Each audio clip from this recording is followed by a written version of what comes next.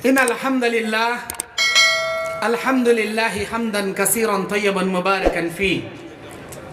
الحمد لله رب العالمين والعاقبة للمتقين والصلاة والسلام على أشرف الأنبياء والمرسلين وعلى آله وأصحابه وأهل بيته أجمعين برحمتك يا أرحم الراحمين. أعوذ بالله من الشيطان الرجيم. بسم الله الرحمن الرحيم. يا أيها الذين آمنوا اتقوا الله حق تقاته ولا تموتن إلا وأنتم مسلمون. يا أيها الناس اتقوا ربكم الذي خلقكم من نفس واحدة وخلق منها زوجها وبث منهما رجالا كثيرا ونساء واتقوا الله الذي تساءلون به والأرحام إن الله كان عليكم رقيبا. يا أيها الذين آمنوا اتقوا الله وقولوا قولا سديدا يصلح لكم أعمالكم ويغفر لكم ذنوبكم ومن يطع الله ورسوله فقد فاز فوزا عظيما. وقال الله تبارك وتعالى في كلامه المجيد والفرقان الحميد: ما للظالمين من حميم ولا شفيع يطاع. وقال الله تعالى في موضع آخر: وما للظالمين من نصير. وقال النبي صلى الله عليه وسلم: اتقوا الظلم فإن الظلم ظلمات يوم القيامة. رواه المسلم. رب اشرح لي صدري ويسر لي أمري واحلل عقدة من لساني يفقهوا قولي. ربي زدني علما. اللهم انفعني بما علمتني وعلمني ما ينفعني وزدني علما. اللهم زينا بزينة الإيمان وجعلنا هداة مهتدين. سبحانك لا علم لنا إلا ما علمتنا إنك أنت العليم الحكيم. آج جھارکھنڈ کی سرزمین میں گڈا ضلع جو للمٹیا اور نیما کلا کے اس قصبے اور گاؤں میں جامعہ نور الہدا السلفیہ و ختیجہ بنت قویلد للبنات کے تقریباً 41ویں سالانہ جلسے میں میں آپ کا بھائی محمد یعقوب جامعی دائی و مبلغ کرناٹک آپ کے سامنے ظلم و زیادتی کی مذمت اور مظلوم کی بددعا اس عنوان پر قرآن اور حدیث کی روشنی میں لبکشائی کرنے کھڑا ہوں. کافی دور سے میں اور میرے بھائی مولانا عبدالرزاق صاحب جامعی حفظہ اللہ کرناٹک کی سرزمین سے آپ کی محبت اور دعوت نامے پر یہاں تشریف لائے ہیں. بڑی خوشی ہوتی ہے جب یہاں کا نظارہ ہم دیکھتے ہیں. یہاں آپ لوگوں کے اندر رات بھر جلسہ گاہ میں بیٹھ کر تقریریں سننے کا شوق، پھر اللہ کے راہ میں آپ لوگوں کے دینے کا یہ شوق، یہ سب سے نمایاں ہے. ہمارے کرناٹک میں ایسا رواج نہیں ہے. جلسے ہوتے ہیں دن بھر یا عصر سے عشاء تک، رات 10 بجے ختم ہو جاتے ہیں. ماشاءاللہ آپ لوگوں کا جذبہ، آپ لوگوں کا شوق بڑا نمایاں ہے. اللہ اسے قبول فرمائے. میرے دینی اور اسلامی بھائیوں، جس عنوان کو لے کر میں آپ کے سامنے کھڑا ہوں وہ ظلم و زیادتی کا ہے. اللہ تبارک و تعالی ظلم کو اپنے اوپر بھی حرام کرتے ہوئے بندوں کے لیے حرام کرتا ہے. اللہ کہتا ہے: یا عبادی، اے میرے بندو، انی حرمت الظلم علی فتحرموا بینکم. میرے بندو، میں نے اپنے اوپر ظلم کرنے کو حرام کر لیا ہے، تم بھی آپس میں ظلم کو حرام کر لو. یعنی تم آپس میں ظلم مت کرو. ظلم کرنا مجھے گوارا نہیں ہے، مجھے پسند نہیں ہے. اللہ قرآن مجید میں کہتا ہے: ما للظالمین من حمیم ولا شفیع یطاع. ظلم کرنے والے ظالمین کا قیامت کے دن نہ کوئی دوست ہوگا، نہ کوئی مددگار ہوگا، نہ اس کا کوئی سفارشی ہوگا. وَمَا لِلظَّالِمِينَ مِن نَصِيرٍ. نہ ظالمین کے لیے کوئی مددگار ہوگا۔ سورہ غافر کی 18 اور سورہ حج کی 71ویں آیت میں اللہ کہتا ہے، اور اللہ تبارک و تعالی سب سے زیادہ انصاف کرنے والا، انصاف کو قائم کرنے والا، انصاف کو پسند کرنے والا، وہ خود بھی ظلم نہیں کرتا اور لوگوں کے ظلم کو بھی وہ برداشت نہیں کرتا۔ اللہ تبارک و تعالیٰ کے نبی صلی اللہ علیہ وسلم بیان فرماتے ہیں، جابر ابن عبداللہ حدیث کے راوی، کہ اے میرے امتیوں، اتقوا الظلم، ظلم کرنے سے بچو، فإن الظلم ظلمات یوم القیامہ، اس لیے کہ ظلم قیامت کے دن کئی تاریکیاں لے کر انسان کے سامنے کھڑا ہو جائے گا۔ تاریکیاں، اندھیرا، انسان دنیا میں روشنی میں رہے گا لیکن قیامت کے دن اندھیری کوٹری میں کھڑا رہے گا، اسے کچھ نظر نہیں آئے گا۔ میرے بھائیوں، یہ اندھیرا پن، یہ تاریکیاں ایک ظلم کرنے والے ظالم کو اللہ دے گا، اور قیامت کے میدان میں وہ انصاف کرنے والا پروردگار ہر ایک کا بدلہ دلائے گا۔ اور یہ ظلم و زیادتی حقوق العباد سے جڑا ہوا مسئلہ ہے۔ حقوق اللہ کے معاملے میں کچھ کمی پیشی کرو تو اللہ معاف کر دے، لیکن حقوق العباد کے معاملے میں اگر آپ کمی پیشی کرو گے، اللہ آپ کو اس وقت تک معاف نہیں کرے گا جب تک آپ کا بھائی آپ کو معاف نہیں کرے گا۔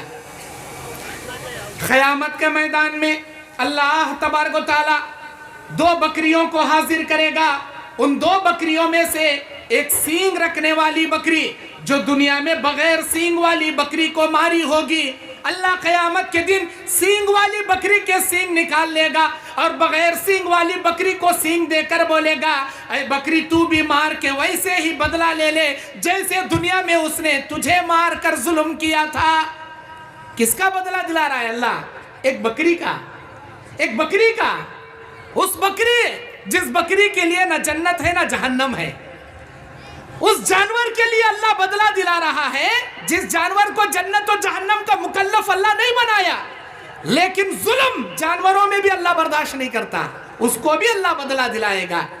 جب ایک بے زبان جانور بکری کو اللہ بدلہ دلا سکتا ہے تو ہم جیسے ظالموں کو اللہ کیا چھوڑے گا؟ جبکہ ہمارے لیے جنت و جہنم اللہ بنایا۔ میرے دینی اور اسلامی بھائیوں، اللہ کے نبی صلی اللہ علیہ وسلم کے سامنے صحابہ کرام حضرت عمر بن خطاب بیان کرتے، ہم خطبہ حجۃ الوداع میں نبی کے سامنے کھڑے ہیں، نبی علیہ السلام دجال کے صفات بیان کرنے کے بعد کہتے، ان اللہ حرم علیکم دماؤکم واموالکم کحرمت یومکم ھذا وفی بلدکم ھذا وفی شہرکم ھذا۔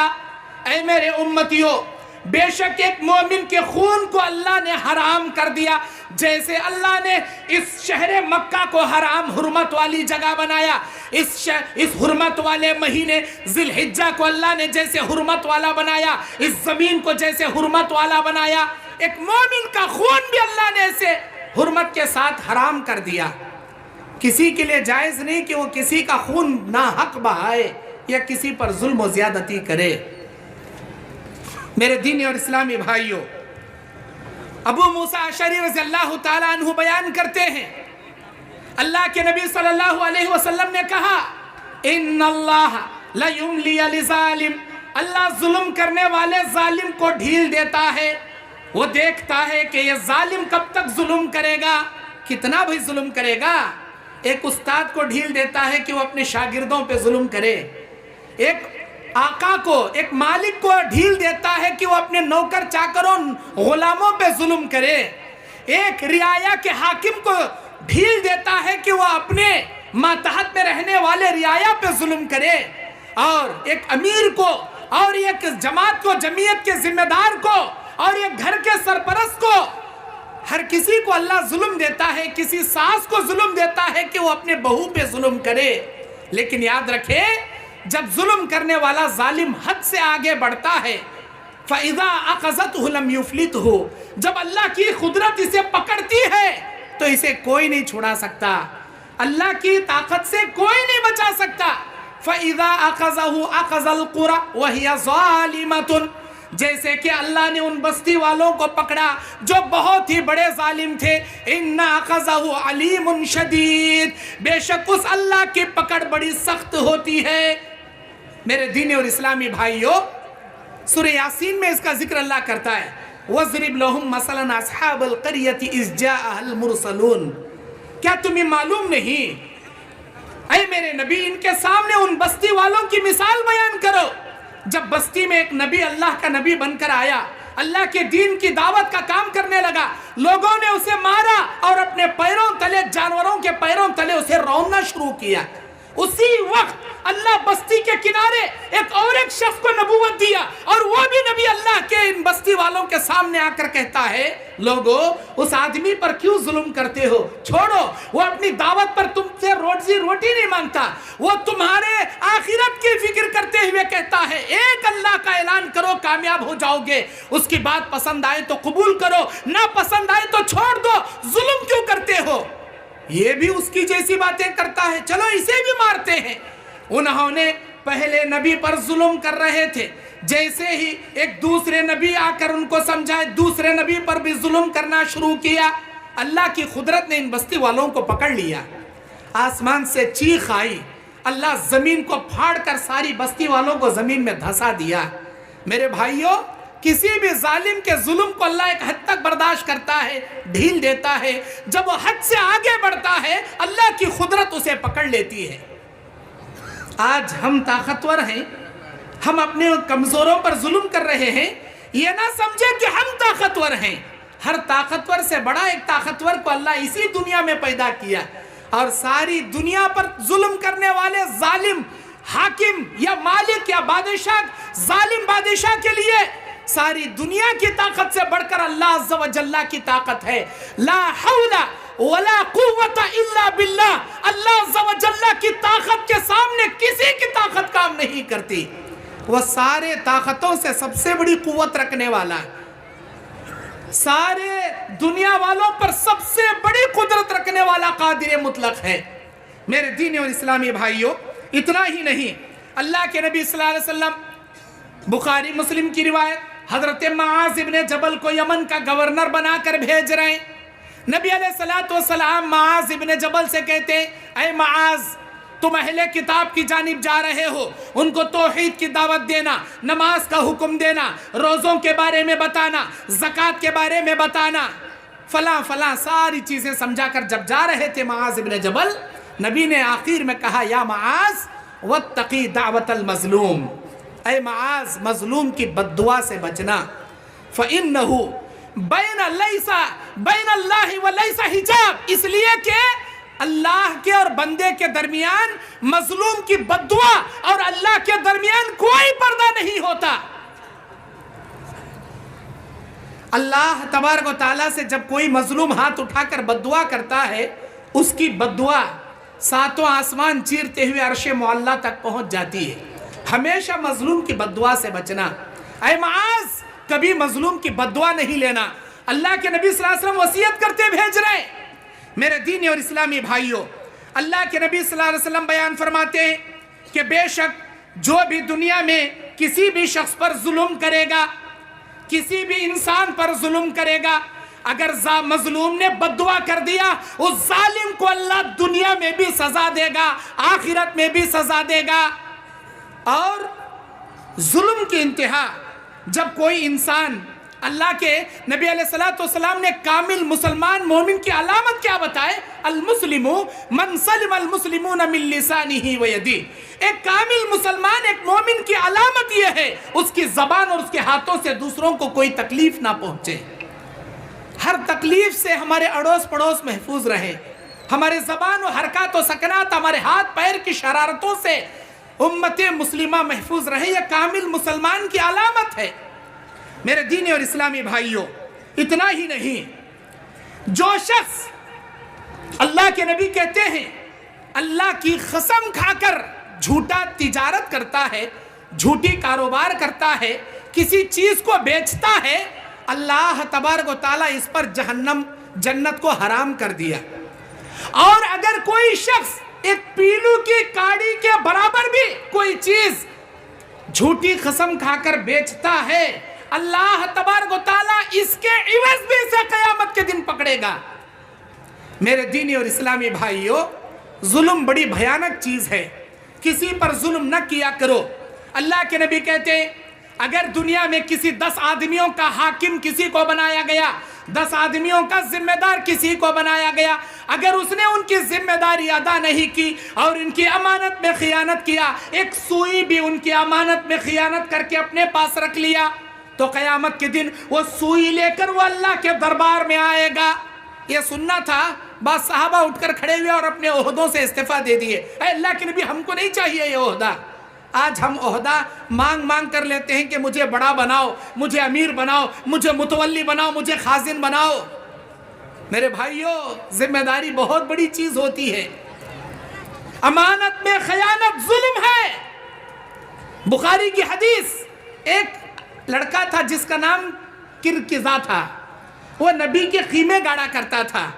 اچانک ایک تیر جنگ میں سے لگی اور وہ مر گیا۔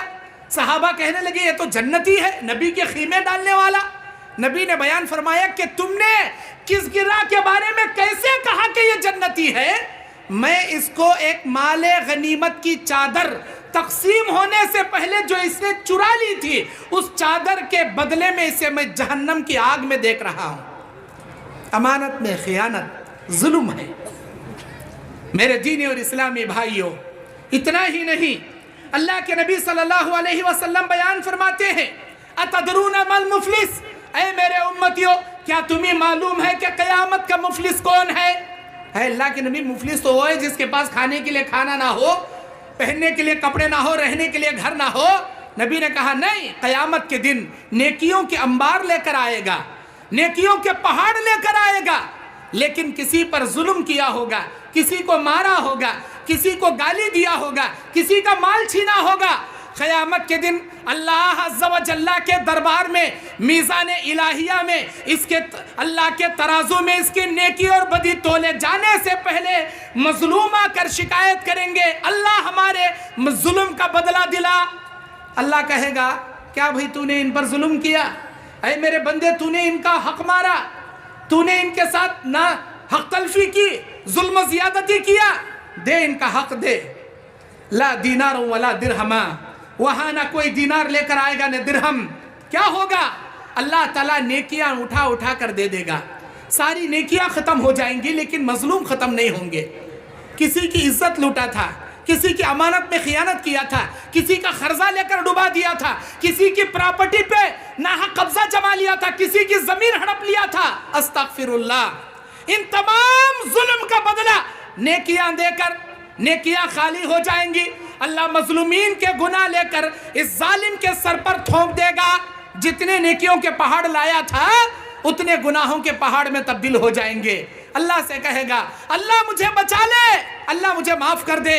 اللہ کیا کہے گا؟ میرے معاملے میں کمی پیشی کرتا، میں تجھے معاف کرتا، لیکن یہ تو حقوق العباد کا مسئلہ ہے۔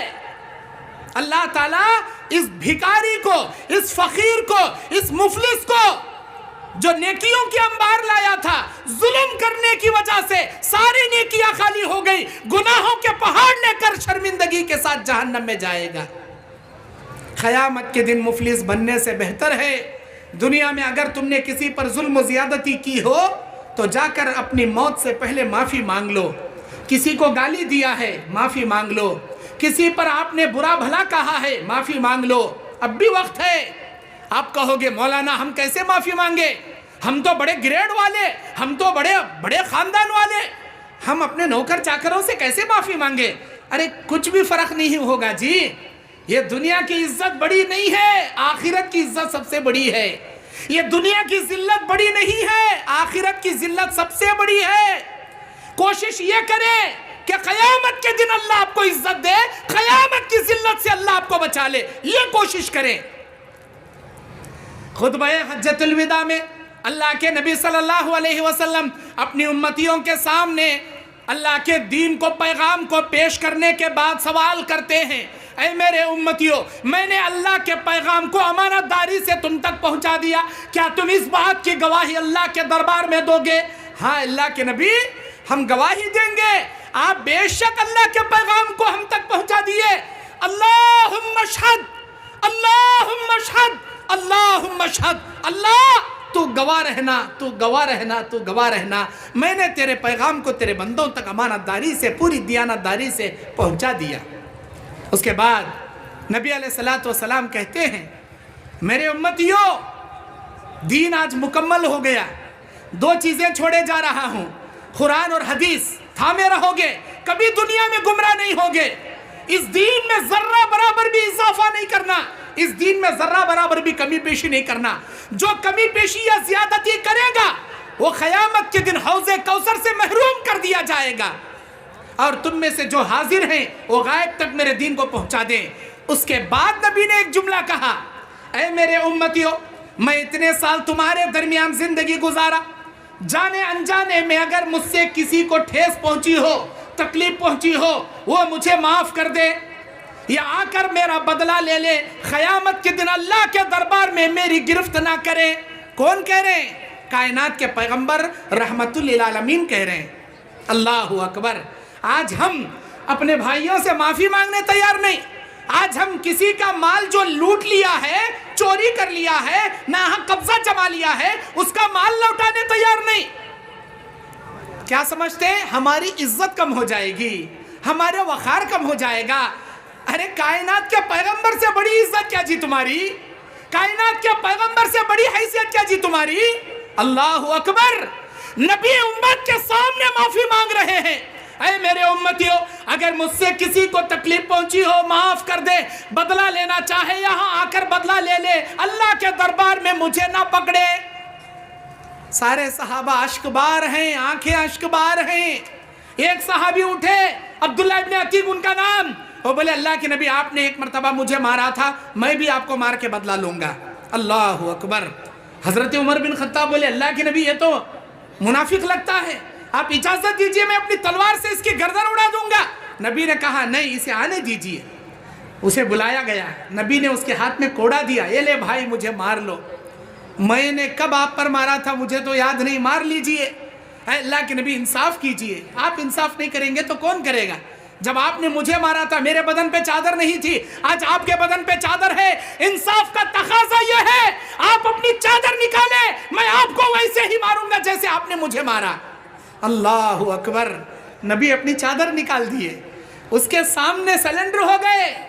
اللہ کے نبی صلی اللہ علیہ وسلم کو مارنے کے لیے کوڑا اپنے ہاتھ میں لے کر اونچا کرتے ہیں، ہاتھ کانپنے لگتا ہے، ہاتھ سے کوڑا نیچے گر جاتا ہے، وہ نبی سے چمٹ جاتے ہیں، گردن کے نیچے مہر نبوت کو چومنے لگتے ہیں اور کہتے ہیں فدا کا ابی و امی یا رسول اللہ، اے اللہ کے نبی میرے ماں باپ آپ پر قربان، آپ نے مجھے کبھی نہیں مارا، غزوہ احد میں صف آرا کے درمیان اپنی چھڑی سے مجھے پیچھے ڈھکیلا تھا، مجھے تکلیف ضرور ہوئی تھی، اسی کو میں نے بہانہ بنایا، میں نے آپ کی زبان یہ حدیث سنی تھی، جو ایمان کی حالت میں مہر نبوت کو دیکھ لے گا اللہ کی جہنم کی آگ اسے نہیں چھوئے گی۔ اے اللہ کے نبی میں اسی بہانے سے آپ کی مہر نبوت کو چومنا چاہتا تھا۔ اللہ کے نبی نے کہا میں دعا کرتا ہوں اللہ تجھ پر جہنم کی آگ حرام کر دے۔ اس واقعے سے عبرت کیا ملتی ہے ہم کو؟ کائنات کے پیغمبر عوام الناس کے سامنے، امت محمدیہ کے سامنے ایک معافی مانگ سکتے ہیں، جبکہ وہ کسی پر ظلم نہیں کرنے والے، ہر کسی پر رحم کرنے والے، ظالموں سے ظلم لے کر، دشمنوں سے مار کھا کر، بد دعا دیے بنا دعائیں دینے والے، اللہ اکبر، ایسے رحمت للعالمین اپنی عام امت کے سامنے معافی مانگ سکتے ہیں، تو ہم کیوں نہیں جی مانگ سکتے؟ ہم کیوں نہیں مانگ سکتے معافی؟ کون سا پوزیشن گھٹ جائے گا ہمارا؟ کون سی حیثیت گھٹ جائے گی ہماری؟ میرے دینی اور اسلامی بھائیوں، اتنا ہی نہیں، اللہ کے نبی صلی اللہ علیہ وسلم ایک مظلوم کی بد دعا سے بچنے کی ترغیب ہمیشہ دیے کہ کسی مظلوم کی بد دعا آپ مت لو۔ کیوں؟ ابو داؤد کی حدیث ہے، جب کوئی بد دعا کرتا ہے تو اس کی بد دعا آسمانوں میں جاتی ہے، دائیں دیکھتی ہے راستہ، بائیں دیکھتی ہے، آگے دیکھتی ہے، پیچھے دیکھتی ہے، چاروں طرف سے اس کے راستے بند کر دیے جاتے ہیں۔ پھر وہ بد دعا اللہ کا فرشتہ لے کر چڑھتا ہے، اللہ تعالیٰ سے پوچھتا ہے یا اللہ یہ بد دعا آئی ہے، اس کے لیے چاروں طرف کے راستے بند ہیں، اب میں کیا کروں؟ اللہ تعالیٰ کہتا ہے کس کے لیے بد دعا کی گئی ہے؟ یا اللہ فلاں کے لیے بد دعا کی گئی ہے، کیا وہ اس بد دعا کا حقدار ہے؟ یا اللہ اس کا فیصلہ تو بہتر کر سکتا ہے، تو ہی زیادہ جانتا ہے کیا وہ اس بد دعا کا حقدار ہے یا نہیں ہے؟ اللہ کہتا ہے ہاں وہ اس کی بد دعا کا حقدار ہے، جاؤ یہ بد دعا اس کے اوپر اتار دو، اتار دی جاتی ہے۔ اگر وہ اس کی بد دعا کا حقدار نہیں ہے تو اللہ فیصلہ کرتا ہے کہ اس نے ناحق اس کے لیے بد دعا کہا ہے، فلاں پر بد دعا نہ نازل کی جائے۔ یا اللہ تیرا فیصلہ کیا ہے، اب کیا کیا جائے؟ اللہ کہے گا جس نے بد دعا دیا ہے یہ بد دعا کے کلمات اسی پر الٹا منہ پر مار دیے جائیں، وہ بد دعا اسی کے اوپر لوٹ جاتی ہے۔ اسی لیے میرے بھائیوں، کسی پر بد دعا کرنے سے پہلے خوب سوچ سمجھ کر بد دعا کے کلمات استعمال کیا کرو، بلا سوچے سمجھے بد دعا نہ دیا کرو۔ اور خاص کر میں میری مائیں بہنوں سے گزارش کرنا چاہوں گا کہ وہ اپنے بچوں کو بات نہ سننے پر بد دعا کے کلمات کہتی ہیں، تو ہلاک ہو جا، تو برباد ہو جا، میری بات نہیں سنتا، راشن نہیں لاتا، فلاں بازار سے فلاں ترکاری نہیں لاتا، میری بات نہیں سنتا، تو ہلاک ہو جا، تو برباد ہو جا۔ ہمارے کرناٹک میں اچھے خاصے بد دعائی کلمات بولتی ہیں، تیرا منڈا مجھ کو ڈنڈا ٹوٹو، کئی گرے سنتا نہیں ہمارے بات آگا، ادھر کی بھاشا ہے۔ اب آپ کو نہیں معلوم وہ منڈا کیا وہ ڈنڈا کیا، آپ کو نہیں معلوم۔ مائی بہنیں اپنے بچوں کو ڈانٹتے وقت بد دعائی کلمات نہ کہیں، کیونکہ والدین کی دعائیں اپنے بچوں کے حق میں اللہ بہت جلد قبول کر لیتا ہے۔ میری مائیں بہنیں، آپ کو معلوم امام بخاری رحمت اللہ علیہ کون؟ سید المحدثین، سارے محدثین کے سردار امام بخاری رحمت اللہ علیہ، محمد ابن اسماعیل جب پیدا ہوئے تھے ان کی آنکھیں تھی لیکن ان کی آنکھوں میں بصارت نہیں تھی، یہ اندھے تھے۔ ان کی والدہ نے رات بھر اللہ سے دعائیں کرتی تھی، یا اللہ میرے بچے کی بصارت لوٹا تاکہ یہ دین کی خدمت کر سکے۔ ان کی والدہ کی دعا کی بدولت اللہ نے امام بخاری رحمت اللہ علیہ کی آنکھوں کی بصارت لوٹا دی۔ یہ ماؤں کی دعاؤں کا نتیجہ ہوتا ہے۔ اور آپ کو یہ بات معلوم، شیخ عبد الرحمن السدیس امام کعبہ اس وقت کے تمام کعبے کے اماموں میں وہ سب سے سینئر امام ہیں، اور سب سے بہت ہی زیادہ سینئر امام شیخ عبد الرحمن السدیس۔ دنیا کے کون آدمی ان کو نہیں جانتے، سب جانتے ہیں۔ وہ خود اپنی زندگی کا واقعہ ایک خطبہ جمعہ میں روتے روتے بیان کرتے ہیں کہ میں بچپن میں چھوٹا تھا، میرے گھر میں ایک مرتبہ مہمان آ گئے اور میں اتنا شریر تھا، میری ماں غربت کے عالم میں مہمانوں کے آنے پر بڑی مشکل سے گوشت کا سالن میری ماں نے بنایا، اور میں اتنا شریر تھا، باہر سے پسو بھر مٹی لایا اور گوشت کے سالن میں مٹی ڈال دیا۔ اگر ہمارے کرناٹک کی اماں رہتی تو، اب جھارکھنڈ کی اماں کیا کرتی تھی مجھے نہیں معلوم، ہمارے کرناٹک کی اماں رہتی تو ہو گیا، اس کا منڈا مجھ کو ڈنڈا توڑ ڈالتی تھی۔ ابھی کیا کیا نہیں کرتی تھی۔ امام شیخ عبد الرحمن السدیس کہتے ہیں میں نے اتنی بڑی شرارت کر دی کہ اس سالن میں مٹی ملا دیا، وہ سالن کھانے کے قابل نہ رہا۔ تو میری ماں کہتی ہے چل اللہ تجھے کعبے کا امام بنا دے، یہاں سے چل اللہ تجھے کعبے کا امام بنائے۔ پتہ نہیں وہ کون سی گھڑی تھی جس میں میرے اللہ نے اس دعا کو قبول کر لیا، اور آج اگر میں کعبے کا امام ہوں تو صرف اور صرف میری ماں کی دعا کی بدولت ہے کہ آج میں اس کعبے کا امام ہوں۔ میری مائیں بہنیں اپنے بچوں کو ڈانٹتے وقت اصلحک اللہ یا ہداک اللہ کے جملے استعمال کریں۔ اصلحک اللہ، اللہ تیرے معاملے کو درست فرمائے، ہداک اللہ، اللہ تجھے نیک ہدایت عطا فرمائے۔ اس جملوں سے آپ ڈانٹیں، آپ کی ڈانٹ بھی ہو جائے گی، آپ کی دعا سے آپ کے بچوں کی اصلاح بھی ہو جائے گی۔ کبھی والدین اپنے بچوں کو بد دعا دینے میں پہل نہ کریں۔ میرے دینی اور اسلامی بھائیوں،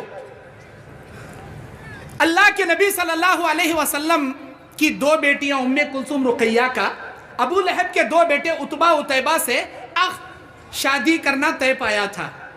رشتہ طے پایا تھا. جب نبی نے نبوت کا اعلان کیا، ابو لہب اپنے 2 بچوں سے کہتا ہے میرے بچوں محمد کی 2 بیٹیوں سے رشتہ کٹ کر دو جو تمہارے ساتھ عقد ہونا طے پایا ہے. اتبا گیا کہتا ہے اے محمد صلی اللہ علیہ وسلم میں تمہاری بیٹی سے اپنا رشتہ کٹ کرتا ہوں. اتبا گیا اور نبی صلی اللہ علیہ وسلم سے رشتہ کٹ کرنے کے بعد تھوکا اس نے. اللہ کی غیرت کہاں برداشت کرے، اس مردود کا تھوک میرے نبی مطہر کے چہرے پر پڑے. وہ کنارے جا کر پڑا، لیکن اللہ کے نبی کو غصہ آیا. نبی علیہ الصلوۃ والسلام کی زبان سے نکلا اللہم سلط علیہ کلبا من کلابک، اللہ تیرے کتوں میں سے کتے کو اس پر مسلط کر دے. اللہ اکبر. پھر کیا تھا؟ ابو لہب کو پتا چلا میرے بیٹے نے یہ حرکت کی، محمد نے بد دعا کر دی. ہمیشہ ہر جگہ اپنے بیٹی کی حفاظت کرتا تھا. ارے جسے اللہ زمین کی صفحہ ہستی سے مٹانا چاہے، ساری کائنات مل کر اس کی حفاظت کرے، تب بھی اس کی حفاظت نہیں ہو سکتی، کیونکہ وہ اللہ کی ذات اگر اس سے عبرت کا نشان بنانا چاہے کون اس کی حفاظت کر سکتا ہے؟ میرے دینی اور اسلامی بھائیوں، ایک جنگل کو جاتے وقت جنگل کے کنارے پر پڑاؤ ڈالا گیا. اتبا کو بیچ میں سلایا گیا، آزو بازو سامان رکھ کر اس کے آزو بازو قافلے کو سلایا گیا. رات میں جنگل سے شیر آیا، چھلانگ لگا کر سیدھا اتبا کے چیتھڑے اڑا کر وہاں سے نکل گیا. میرے دینی اور اسلامی بھائیوں، اللہ کے نبی صلی اللہ علیہ وسلم جب کبھی بھی کسی کو بد دعا کے کلمات استعمال کیے ہیں، دنیا سے عبرت کا نمونہ اور نشان اللہ نے ان کو بنا دیا ہے. کبھی کسی پر ظلم نہ کرے، کبھی کسی کی دل کی بد دعا نہ لے. حضرت سعد ابن ابی وقاص کون ہے؟ یہ عشرہ مبشرہ صحابی، اللہ کے نبی صلی اللہ علیہ وسلم کے ساتھ ہر غزوے میں شریک رہنے والے. فتح مکہ کے دن 3 علم نبی نے دیے، اس میں سے سعد ابن ابی وقاص کو ایک علم دیا. سعد ابن ابی وقاص کو حضرت عمر بن خطاب کے دور خلافت میں ملک شام کا گورنر ان کو بنایا گیا، اور وہاں لوگوں نے شکایت کی کہ یہ صحیح نماز نہیں پڑھاتے. جب عمر بن خطاب نے ان کو بلا بھیجا تو پوچھا کہ بھئی آپ صحیح نماز نہیں پڑھاتے؟ تو سعد بن ابی وقاص نے کہا میں ان کو نبی کی نماز پڑھاتا ہوں، اور کیسی نماز پڑھاؤں؟ مجھے یہی امید تھی، تم نے صحیح کہا. پھر تحقیق کے لیے عمر بن خطاب نے ایک آدمی کو روانہ کیا، تو سارے لوگ ان کے بارے میں اچھا تصور دیے، لیکن ایک شخص اسامہ بن قتادہ ان کے بارے میں کہتا ہے کہ یہ لوگوں میں مال صحیح تقسیم نہیں کرتے، لوگوں میں انصاف نہیں کرتے، ڈھنگ سے نماز نہیں پڑھاتے، جنگوں میں شریک نہیں ہوتے. جب سعد بن ابی وقاص کو پتا چلا تو انہوں نے بد دعا کی، یا اللہ اگر یہ شخص ریاکاری کے لیے، دکھاوے کے لیے لوگوں کے سامنے کھڑا ہے تو یا اللہ میں بد دعا کرتا ہوں اسے لمبی عمر عطا فرما، اسے زمین کے فتنوں میں ملوث کر دے، اور اسے زمین میں ٹھوکریں دلا کر اس کا قتل کرا دے. اللہ اکبر. سعد بن ابی وقاص کی بد دعا اسے لگ گئی. بہت لمبی عمر جیا، وہ لڑکیوں کو چھیڑتا تھا، لڑکیاں جوتیاں لے کے مارتے تھے، اور وہ کہتا تھا مجھے سعد کی بد دعا لگ گئی. بخاری کا اور ایک واقعہ ہے سعید بن زید رضی اللہ تعالیٰ عنہ کا. مدینے میں مروان بن حکم کے پاس ایک عروہ نامی عورت، عروہ بن ثابت نامی عورت مقدمہ دائر کرتی ہے کہ سعید بن زید نے میرے زمین پر قبضہ جما لیا ہے. سعید بن زید کو بلایا گیا. سعید بن زید کہتے ہیں میں نے اللہ کے نبی کے زبان سے یہ حدیث سنی ہے، من اخذ شبرا من الارض ظلما یطوقه فی عنقه من 7 ارضین یوم القیامہ. جو آدمی کسی کی زمین پر ایک بالشت زمین بھی ناحق قبضہ جما لے گا، اللہ 7 زمینوں کا توق بنا کر اس کے گلے میں ڈال دے گا. بھلا یہ حدیث میں نے نبی کے زبان سے اپنے کانوں سے سنا ہے، میں عروہ کی زمین کو اپنی زمین کیوں کہوں گا؟ مروان بن حکم نے کہا آپ صحابی رسول ہیں، آپ سچ کہتے ہیں، یہ زمین آپ کی ہے. اس وقت سعید بن زید نے عروہ کے لیے بد دعا کیا تھا کہ اللہم ان کانت الامرأة کاذبہ، یا اللہ اگر یہ عورت جھوٹی ہے فکانت عمیہ، اللہ اسے اندھی کر دے، وقتلہ فی عرضی، اے اللہ اسی زمین میں اسے ٹھوکریں مار کر قتل کرا دے. عروہ اندھی ہو گئی. اور گڑھوں میں گرتی تھی، لوگوں کو بولتی تھی مجھے سعید کی بددعا لگ گئی۔ اس زمانے میں سعید بن زید کی بددعا اتنی مشہور ہو گئی، اگر کوئی آدمی کسی پر ظلم کرتا تو وہ اپنی بددعا میں اس طرح بولتا تھا، یا اللہ سعید بن زید کی بددعا سے عروہ کو تو نے جیسے اندھا کر دیا، اے اللہ مجھ پر ظلم کرنے والے ظالم کو تو ایسے ہی اندھا کر دے۔ لوگ سعید بن زید کی بددعا کو اپنی بددعا میں تمثیل دیا کرتے تھے۔ میرے بھائیوں، بتانے کا مقصد یہ ہے کسی پر ظلم نہ کریں۔ اگر آپ نے کسی کا مال لیا ہے، کسی کو گالی دیا ہے، کسی کی عزت سے کھیلا ہے، کسی کی ضمیر کو ٹھیس پہنچایا ہے، آپ کی موت آنے سے پہلے اس سے معافی مانگ لیں، ورنہ اللہ کے پاس حقوق العباد کے جب فیصلے کیے جائیں گے اللہ ہرگز معاف نہیں کرے گا جب تک آپ کا بھائی آپ کو معاف نہیں کرے گا۔ بس میں اسی پر بات ختم کرتے ہوئے اللہ سے دعا کرتا ہوں، الہ العالمین ہم تمام کو حقوق اللہ کے معاملے میں بھی کما حقہ تیری عبادت بجا لانے کی توفیق عطا فرما، حقوق العباد کے معاملے میں ہر ایک کے حقوق ادا کرنے کی ہمیں توفیق عطا فرما۔ اے اللہ ہمارے سر پر جن جن لوگوں کا قرضہ ہے یا جن جن لوگوں کی امانتیں ہیں، اے اللہ ان قرضے کو، ان امانتوں کو ادا کرنے کی توفیق عطا فرما۔ اے اللہ ریاکاری سے ہماری حفاظت فرما، اخلاص و للہیت کے لیے جینے کی توفیق عطا فرما۔ اے اللہ آج اس عظیم الشان اجلاس کو جس نیک مقصد سے قائم کیا گیا ہے، اے اللہ اس اجلاس کے قائم کرنے والوں کو دنیا اور آخرت میں اجر عظیم عطا فرما۔ اے اللہ یہاں جاگنے والے تمام بھائیوں، تمام بہنوں کی اے اللہ ان کی بال بال مغفرت فرما، کروٹ کروٹ ان کی موت کے بعد جنت عطا فرما۔ اے اللہ اس نیما کلا کے جامعہ نور الہدا سلفیہ اور کلیہ ختیجۃ الکبریٰ ختیجہ بنت خویلد للبنات کو اے اللہ دن دگنی رات چگنی ترقی عطا فرما۔ اے اللہ اس ادارے کے تمام ضروریات کو تیری غیبی امور سے پورا فرما۔ اے اللہ جن جن بھائیوں نے آج دیا ہے اور جو بھائی بہنیں کل دے رہے ہیں، اے اللہ ان کے عطیات، صدقات، خیرات، زکوٰۃ کو تو شرف قبولیت عطا فرما۔ اے اللہ ان کو اجر عظیم عطا فرما۔ اے اللہ ہمارے یہاں حاضر ہونے کو قبول فرما لے، ریاکاری تکبری سے ہمیں بچا لے۔ اے اللہ ہر کسی کے ساتھ رحم دلی سے، عاجز و انکساری سے، اخلاق حسنہ سے پیش آنے کی توفیق عطا فرما، ظلم و زیادتی سے ہماری حفاظت فرما۔ آمین وآخر دعوانا ان الحمدللہ رب العالمین۔ السلام علیکم ورحمۃ اللہ۔